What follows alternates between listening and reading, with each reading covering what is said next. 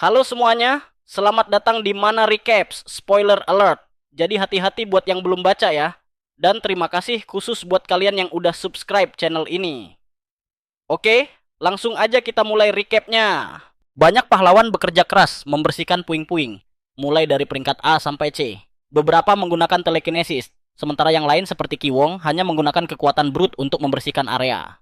Mauluang melihatnya dan bertanya apakah dia siap untuk mulai. Dia menjawab ya. Lalu terdengar seorang pria berkata, "Ih, astaga," saat dia mengenali Cure Girl. Dia bilang dia pernah melihat wajahnya di TikTok saat dia melakukan post anime. Tapi bukan cuma itu, dia juga mengikuti banyak tren kecil untuk mempromosikan asosiasi pahlawan, termasuk menari dengan musik yang sangat imut. Orang itu bertanya, apakah dia bisa melakukan itu secara langsung agar bisa diunggah ke Instagram dan jadi viral? Dia menjawab bahwa dia sedang dalam misi sekarang, tapi pria itu menarik lengannya dengan paksa, menuduhnya berbohong karena dia tahu dia tidak benar-benar menjalankan misi dan menyuruhnya menurut. Dia menjerit dan pria itu berkata kalau dia tidak mau menari, mungkin dia bisa menggoyang bokongnya dan ikut makan malam. Mauluang meneriakkan nama makanan, membuat pria itu bingung dan menoleh. Lalu Mauluang mulai menari dengan gerakan yang sama seperti Jian, dan jujur saja, versinya jauh lebih bagus dan dia memakai celana dalam motif harimau. Saat dia menari, mereka mulai merasa malu dan Mauluang bertanya, apakah pria itu ingin diajak makan malam saja karena dia punya beberapa ide? Jan merasa malu setengah mati, dan pria itu berjalan ke arah Mauluang, mencengkeram bajunya dan memanggilnya brengsek. Mauluang bilang mereka bisa pergi ke restoran manapun yang dia mau, tapi pria itu bilang dia tahu siapa dia. Dia adalah brengsek itu. Mauluang bingung. Kita lihat kilas balik 3 tahun yang lalu. Beberapa anak merokok di zona bebas asap rokok, dan mereka berkata bahwa setiap kali ada yang mencoba menghentikan mereka, orang-orang itu malah menangis dan minta tolong ke orang tua mereka. Lalu kita mendengar suara Mauluang memanggil mereka bertanya, apa yang mereka lakukan di area bebas rokok. Mauluang meminta mereka mematikan rokok mereka. Dia bertelanjang dada di tengah salju. Salah satu dari mereka bertanya apakah dia pamer atau apa karena ini musim dingin. Anak pirang itu meminta maaf kepada Mauluang dan berkata mereka tidak tahu itu zona bebas rokok. Mauluang bilang merokok bisa membunuh jumlah sperma mereka dan dia ingin sisa rokok mereka. Karena dia sendiri sudah hancur karena penggunaan steroid, dia rela berkorban untuk mereka. Tapi pria itu malah merobek poster dilarang merokok dan berkata bahwa sekarang ini adalah zona merokok. Lalu meludahi wajah Mauluang. Dia mengejek Mauluang dan mengira dia ketakutan. Pria itu berlari hendak memukul, tapi gambar berikutnya menunjukkan genangan air kencing dan rokok di lantai. Bro, benar-benar psikopat. Dia menangis dan ingus keluar dari hidungnya karena tatapan maut dari Mauluang. Mauluang bertanya apakah dia akhirnya berhenti merokok. Pria itu menggertakkan gigi dan mengatakan bahwa dia adalah bajingan yang tidak peka terhadap situasi dan dia telah mencarinya sejak jadi lebih dewasa. Dia melepaskan aura oranye dan membakar Mauluang dengan pilar api yang dia sebut sebagai api rokok. Jian berteriak, bertanya kenapa dia menyerang. Pria itu mengatakan bahwa sekarang dia berbeda dan bahwa Mauluang pantas menerima balas dendam. Dia bilang Mauluang tidak bisa berkata apa-apa sekarang karena sedang terbakar. Tapi Mauluang malah mulai menyanyikan lagu yang dia nyanyikan saat menari sebelumnya, lalu berlari menembus api dan memukul wajah pria itu sampai giginya terbang. Pria itu melayang di udara sementara Mauluang masih bernyanyi, bahkan menambahkan lirik ejekan soal giginya yang bertebaran di lantai. Dia berkata bahwa dia pikir itu bisa melukainya dengan kekuatan yang didapat tanpa kerja keras. Padahal Mauluang sudah memahat otot-ototnya bertahun-tahun. Jian cuma bisa berkata bahwa dia seharusnya sudah terbakar. Dia bertanya-tanya plot armor macam apa yang dia punya. Tiba-tiba suara lain muncul bertanya ada apa karena dia mendengar keributan. Dia bilang dia melewatkan si Jim Cutie yang kuat dan bertanya apakah ini takdir. Lalu melempar hati.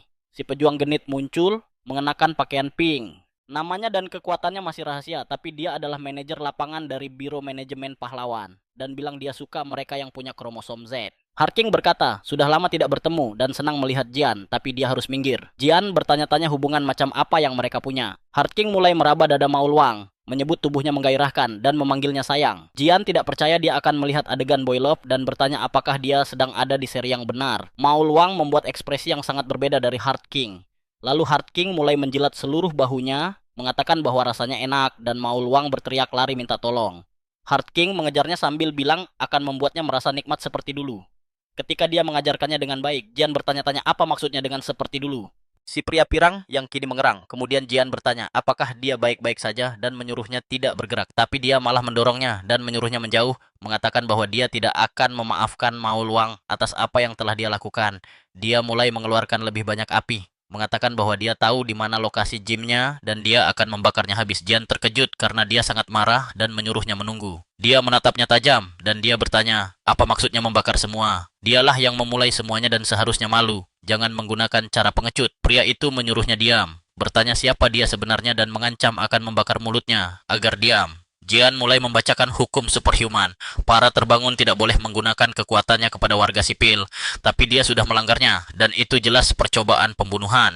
Jika dia terus membuat keributan, dia sendiri yang akan menghentikannya sebagai pahlawan, meskipun air mata sudah mengalir di matanya. Pria itu berlari dengan tinju menyala, menyebutnya pelacur yang hanya punya wajah cantik, dan bertanya apa yang bisa dia lakukan. Jian bersiap, ketakutan, tapi saat membuka mata perlahan karena tak terjadi apa-apa. Dia melihat pria itu sudah diselimuti cairan kuning aneh. Dia terkejut dan bertanya-tanya apa yang terjadi. Lalu terdengar suara makhluk yang bertanya di mana orang yang membawa Tanghulu sambil meninggalkan jejak lengket. Ia bilang tangannya gemetar dan merasa pusing. Ia terus bertanya di mana Tanghulu itu, mengatakan bahwa dia membutuhkannya sekarang. Dan kita melihat makhluk aneh seperti gabungan naga dan slime berdiri di hadapan Jian. Monster itu bernama Fathulu dan merupakan monster peringkat A.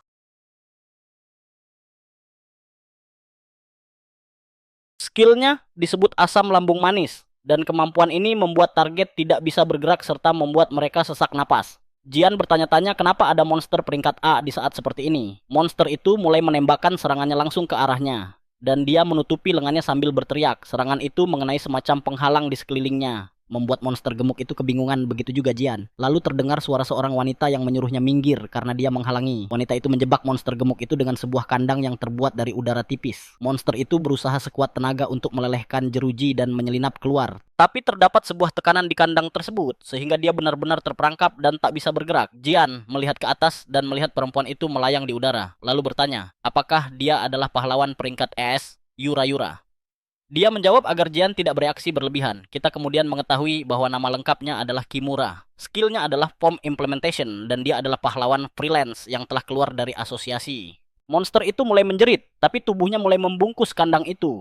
Jian hanya bisa bertanya-tanya apa yang sedang dilakukannya. Monster itu berhasil mengeluarkan tangannya dan mencoba meraih Jian. Dia berkata, ini gawat karena kekuatannya tidak bekerja. Yura menyebut monster itu lengket dan menjijikan, lalu mulai membentuk sesuatu di udara di atasnya. Dia mengangkat tangannya ke atas dan berkata bahwa itu menjijikan, lalu menyuruhnya pergi. Monster itu kebingungan dan mengangkat tangan gemuknya ke atas, hanya untuk dihantam oleh palu udara raksasa milik Yura yang langsung menghancurkannya berkeping-keping. Jian menutupi wajahnya, lalu membuka matanya dan melihat monster itu sudah menguap. Dia berkata bahwa Yura luar biasa. Yura lalu berkata bahwa Jian terlihat familiar dan bertanya, siapa dia? Jian menjadi bersemangat dan berkata bahwa dia pernah melihatnya di asosiasi sebelumnya dan memanggilnya Cure Girl. Yura mengatakan bahwa dia tidak mengenalinya, tetapi kemudian mengatakan bahwa dia adalah badut di waktu itu. Jian bertanya, apa maksudnya? Dan Yura melihat sekeliling mencari seseorang, bertanya kemana mereka pergi. Kita lalu mendengar Maul Wang menjerit sekuat tenaga. Heart King melilit tubuhnya dan mencoba menciumnya, sementara dia jelas-jelas menolak. Jian bertanya kepada Horse King apa yang terjadi. Tetapi tiba-tiba Yura memukul Heart King dan menghempaskannya jauh, seperti roket yang terpental. Yura mengatakan bahwa dia tidak bisa melakukan apapun tanpa dirinya, dan tidak perlu berterima kasih padanya. Kemudian dia melihat Jian menyentuh lengan Maul Wang, menenangkannya saat dia menangis karena hampir saja mati. Sesuatu dalam diri Yura meledak karena marah. Maul Wang berkata bahwa dia sangat takut, hampir tidak bisa melepaskan diri, hanya untuk melihat Yura melepaskan auranya. Dia menjadi bersemangat dan mulai berjalan ke arahnya, bertanya sudah berapa lama dan kenapa dia tidak datang ke gym lagi. Lagi-lagi, Yura memukulkan palunya hingga kepala Maul Wang membentur lantai beton. Dia memanggilnya menjijikan, dan Jian berkata bahwa mereka pasti saling mengenal. Tiba-tiba, zat kuning meraih kakinya. Ternyata Fatih kembali dan berkata bahwa itu menyakitkan. Ternyata monster itu belum mati. Dia menyerang, namun Maul Wang berhasil menarik Jian keluar dan menyuruhnya hati-hati. Yura mulai merasa Jian seperti putri karena dia digendong, dan Maul Wang bertanya apakah dia baik-baik saja. Jian mengangguk dan berterima kasih, dan dia tertawa sambil berkata, sama-sama. Yura salah paham dan mengira mereka sedang menggoda, lalu semakin marah. Dia berkata, lihat wanita ini sok polos, dan menyebut Jian nenek-nenek yang pura-pura imut. Tiba-tiba dia berteriak, aduh! Dan jatuh ke tanah, mengatakan bahwa dia terpleset dan kesakitan, sambil memasang ekspresi mata anak anjing. Tapi tidak berhasil karena Maulwang justru memohon padanya untuk menyelamatkannya dari Fatih yang mendekat lagi. Yura mengeklik lidahnya dan saat Fatih menghantam tempat Maulwang berdiri, dia berkata bahwa dia tidak membaca situasi dan menyuruhnya pergi. Maulwang memegang pinggangnya, sementara Jian melayang di belakang. Yura menjatuhkan semacam unit pendingin dan Jian berkata bahwa es rank memang berbeda. Dia mengaktifkan kulkas itu dan menyuruhnya membekukan Fatih. Kulit Fatih mulai mengeras dan dia membeku total, tak bisa bergerak. Maulwang mengatakan padanya bahwa dia melakukan pekerjaan yang luar biasa. Yura berkata, tentu saja dia nggak akan cuma diam di situ dan mulai memasang semacam pelindung di sekeliling tubuhnya. Maulwang berkata, ini luar biasa. Dengan ini, aku pasti bisa mengalahkannya. Tapi Yura bilang, akan ada yang lebih lagi. Saat dia mulai memasukkan Maulwang ke dalam sebuah meriam, Maulwang berkata, ini dia! Dan dia dikunci di dalam meriam sambil tertawa seperti orang gila.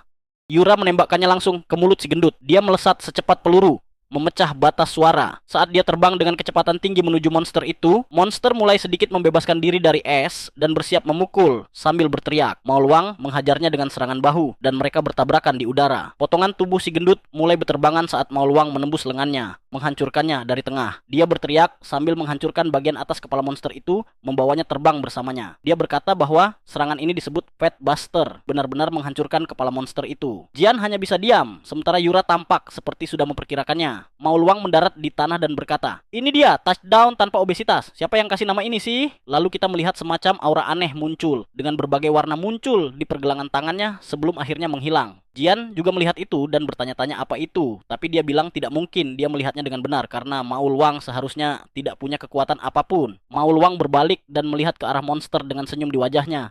Yura tidak percaya dia mengajaknya jadi orang ketiga dan Jian berkata, oke, mereka mulai berjalan menjauh. Maulwang berkata bahwa dia benar-benar keren. Yura menyuruhnya berhenti bersikap sok keren, sementara dia hanya duduk di sana. Mereka semua melihat makanan di atas piring, bahkan Kiwong juga ada di sana. Yura bertanya kenapa dia makan kaki kambing lagi. Maulwang menyuruhnya diam dan jangan menghina sumber proteinnya. Yura bilang itu karena dia makan ini tiap hari, menyebutnya mesum. Kiwong hanya berterima kasih atas makanannya. Maulwang berkata bahwa dia akan memisahkan dagingnya untuk Yura. Jadi sebaiknya dia berhenti mengeluh dan makan saja. Yura mencoba bersikap seperti tsundere, berkata bahwa karena dia memintanya dengan baik. Tapi sebenarnya dia panik dalam hati, mengatakan bahwa dia benar-benar jatuh cinta.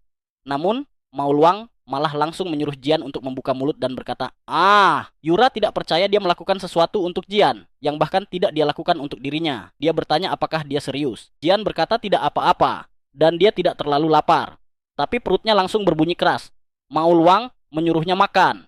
Kiwong bertanya apakah dia benar-benar tidak suka makanannya, tapi Yura menyuruhnya diam dan membiarkannya kelaparan. Jian berkata, itu karena dia sedang diet dan tidak ingin memberitahu mereka bahwa dia sebenarnya mengidap anoreksia. Maulwang berkata bahwa diet ekstrim tidak diperbolehkan dan bahwa makanan bergizi diperlukan setelah olahraga. Makanan yang baik menciptakan tubuh yang sehat dan dia harus menganggap makan ini seperti 3 set 10 repetisi. Jian berkata tidak apa-apa, tapi Maulwang membanting meja dan menyuruhnya makan sekarang. Dia mulai menggigit makanan itu dan matanya langsung terbuka lebar, mengatakan bahwa rasanya luar biasa. Kita mendapatkan visual gaya Food Wars, 2 babi berdansa tango, dan dia berkata bahwa ini adalah tango penuh gairah.